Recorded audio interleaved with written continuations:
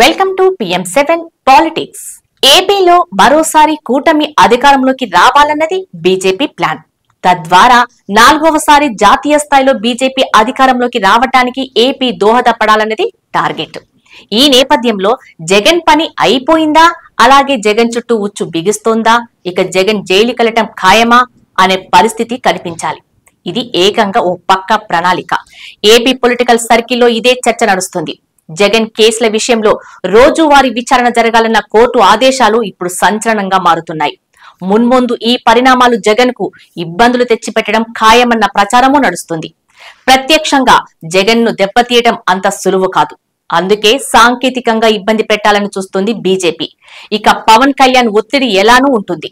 అందుకే వచ్చే 2 సంవత్సరాల్లో జగన్ కేసుల విషయంలో ఇబ్బంది పడటం ఖాయమని ప్రచారము నడుస్తుంది. ముఖ్యంగా కేసులో జగన్ కు 2 ఏళ్ల పాటు జైలు జీవితం తప్పదన్న ప్రచారం ఢిల్లీ వర్గాల్లో వినిపిస్తుంది. అయితే ఏపీ రాజకీయాల నుండి జగన్ ను తప్పించటం అంత సులువు కాదు.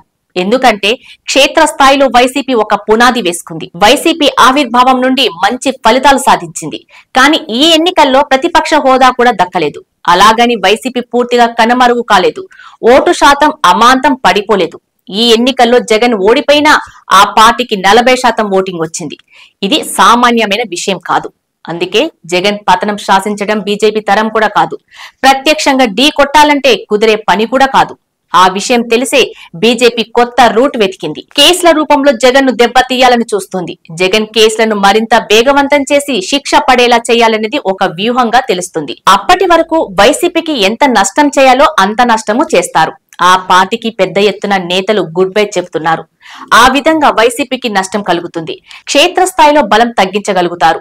ఇంతలో జగన్ పై కేసులు తుది విచారణకు వస్తాయి. జగన్ పై నమోదైన కేసులకు సంబంధించి 2 ఏళ్ల పాటు జైలు శిక్ష పడితే ఆయన ఎన్నికల్లో పోటీకి అనర్హుడు అవుతాడు.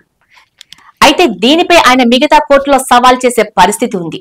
కానీ దానికి కొంత సమయం పడుతుంది. ఇంతలో వచ్చే ఎన్నికలు దాటిపోతాయి కూడా. బీజేపీ అలా ప్లాన్ చేసిందన్నమాట. కూటమి వ్యూహం అదే అన్నమాట.